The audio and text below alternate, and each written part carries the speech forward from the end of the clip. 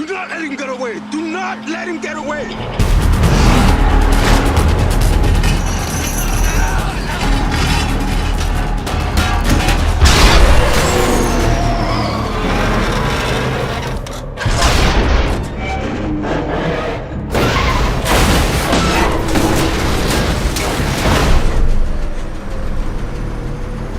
Good job!